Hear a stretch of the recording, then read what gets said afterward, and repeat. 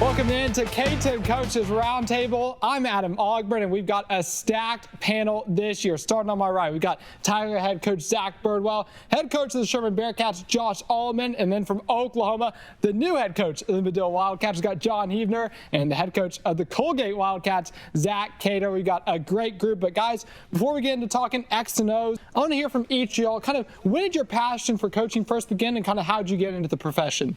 I don't have a ton of hobbies. Football's kind of been something that I've loved my whole life, come from a family of educators. It was one of those things I knew whenever the day came for the playing day to end, which was pretty quick. There's not a huge market for 6'4", 150-pound triple option quarterbacks, so I jumped into it as quick as I could. My family's all roofers, so they don't make a lot of roofs that hold me.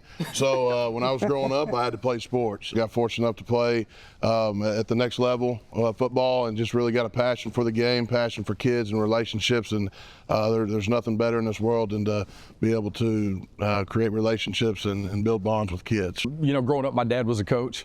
And so I spent many Friday nights with him scouting and doing different things involved with coaching. And so I never really from a young age ever thought about doing anything else. I've been around football my whole life and, playing at the next level and everything. I've had multiple coaches throughout my life, and they've all kind of been big role models to me. So I kind of wanted to keep that little tradition going and be somebody else's role model and kind of coach these kids up. Well, one thing that's really interesting about kind of this group of coaches we have here is all four of you guys have big rivalries non-district. I mean, we've got Battle of the Bridge, Battle of the Axe, Marshall County Super Bowl all week 1, and then Boggy Bottom Bowl going to be week 3 this year. So do you guys kind of like having a big rivalry like that in non-district? I don't think you got to get hyped for the first game. I think the kids are already going to do that regardless of who it is. But for us, it's a big measuring stick. We get a top-notch team in Collinsville, so it's a huge evaluation time for us, which ultimately is what non-district is all about.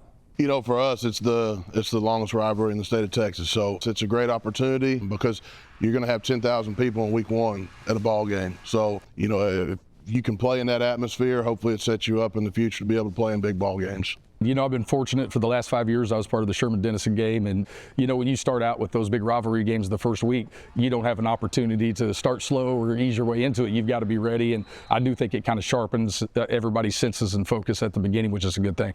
Both communities, the Colgate and Atoka, take a lot of pride in that game. So it's a big one for us. And, you kind of tell the kids, it's just like any game, but it's really not. They're a little more fired up for those rivalry games. So it's always good. I know last year, Tyler, you guys got the first playoff win or first 11-man playoff win in program history. The other 3 programs didn't get to the postseason. So coaches, maybe when your team doesn't have the season that they were hoping for, kind of what steps do you take as a coach to kind of right the ship and get momentum moving back in the right direction? I think with anybody, it starts with a culture and setting a standard. And, our guys this summer have really bought into the idea that the most important day in Medill football history is tomorrow morning, and we're just taking a one day at a time approach. And if you'll start stacking those days together and just being great at what's next, you'll wake up one day and all of a sudden you are in the playoffs, and it'll seem like it was never going to happen, and then it happens. Last year being my first year, myself and the coaching staff thought the best thing we could do was build a strong culture. And we didn't have the season we wanted, but the kids that we have are bought into what we're doing. And, I think that in the long run is going to take care of itself. And at Sherman, I kind of went back to an old school mentality. Discipline, mental toughness, physical toughness, things like that, strength and speed. And we attacked it. 3-7 is not acceptable, and I 100% get it.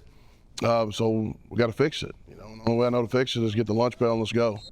Well, one of the things about football is you guys really have the biggest roster out of any sport. So how do you guys as coaches make sure anyone from your starting quarterback down to maybe a backup lineman feels like they're a valuable member of your team and that they've got a role to play? It starts and ends with I love you. This thing's about relationships. And we want these kids in this short time that we get them to have the best experience possible. I try to make a point every day to talk to every kid in our program, and it may not be about football, but I want to reach out to them, get to talk to them, see how they're doing, and just really build a strong connection. I think in the long run it makes your roster bigger because guys see I could go be a part of something where they care about me and everything like that, and it's not just this guy's the best, that's all they talk to. And so we really make it a point to make sure everybody feels like they're wanted on the team and that they could contribute in some way.